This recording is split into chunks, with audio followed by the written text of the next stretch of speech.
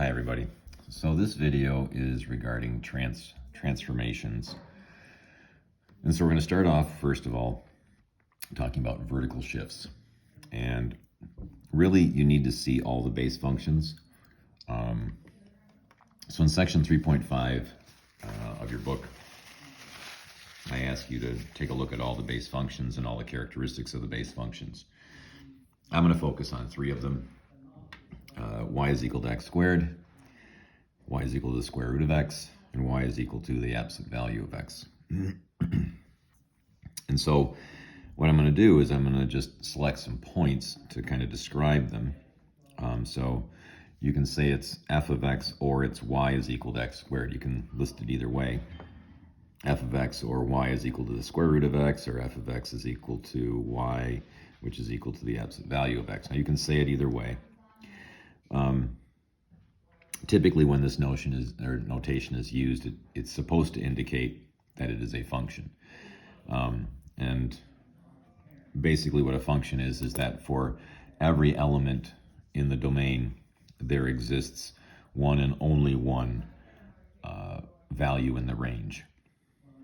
All right, so what I've done is I've listed some ordered pairs that are on this. So 0, 0 is on this, 1, 1, negative 1, 1. So if I take the 0 and I plug it in, 0 squared is 0. I take the x value 1 and I plug it in, 1 squared is 1. I take negative 1 and I put it in, negative 1 times negative 1 is 1. Square root of x, 0, 0. So what's the square root of 0? It's 0. What's the square root of 1? It's 1. What's the square root of 2? It is listed. And if you want to be exact, you write it as the square root of 2. It's about 1.4-ish, somewhere in that vicinity. If the x value is 4, our y value is 2, because we're taking the square root of 4 and getting 2. 0, whoops, that's supposed to be a 0. That's a typo. So that's 0, 0, that's 1, 1, negative 1, 1, negative 2, 2, and 2, 2. So you're just taking this value and you're plugging it in place of x. And what's the absolute value of negative 1? Well, it's 1. What's the absolute value of negative 2? It's 2. What's the absolute value of 2? It's 2. All right. So I'm going to lift this up. It's going to be shaky for a second. So our base functions that we're talking about look like this. This is the y is equal to x squared, or f of x is equal to x squared. This is the square root function, and this is the absolute value function. All right, so the first thing we're going to talk about is vertical shifts. So suppose I take f of x is equal to x squared, and what I'm going to do is I'm going to shift it up 4 units. So basically what's happening is I'm going to have 0, but when I take that 0 in and I plug it in here, I have 0 squared plus 4. So the 0, 0 gets moved up 4 units. Let's see what happens when we plug in 1. 1 squared gets plus 4. It's now at 5. What about negative 1? Well, negative 1 squared goes here. Negative 1 times negative 1 is positive 1, and 1 plus 4 is 5.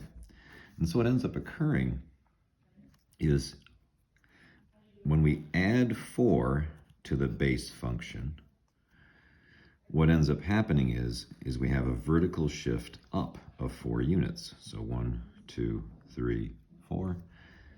The 0, 0 that was here is now at 0, 4.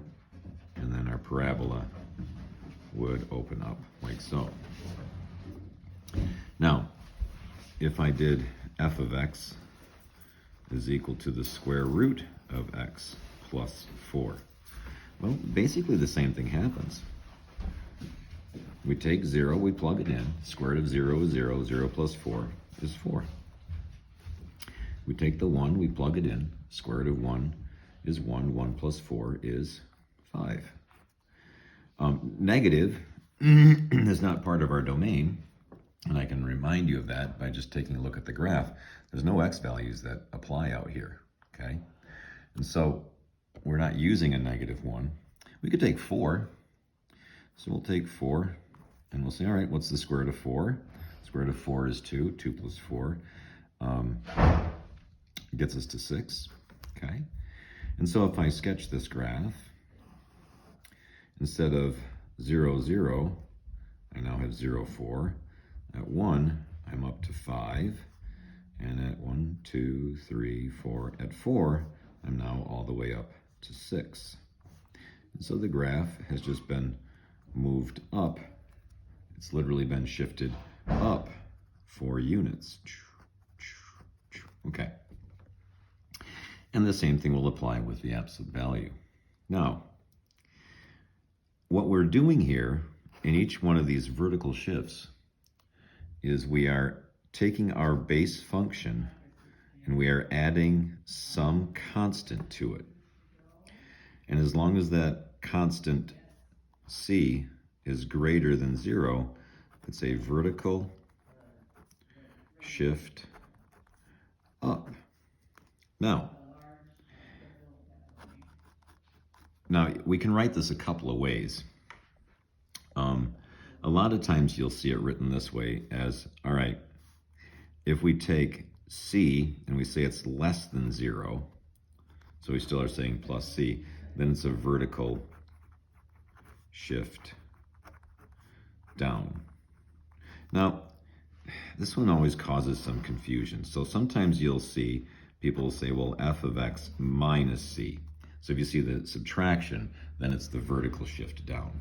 And really the subtraction, we have to go back to that whole definition of the subtraction is really the addition of a negative, right? So a negative value means it's getting shifted down. So if you see some function like f of x is equal to the absolute value of x minus 7, well, what's going on is this number is moving the absolute value graph down 7 units.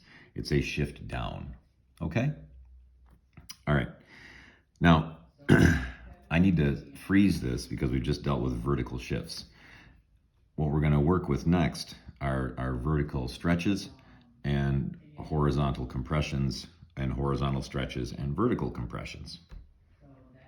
But that takes a little bit more time, and I'm almost out of time on this video. Remember, I have a 10-minute limit. So I will freeze this video, and I will make the second part in a minute.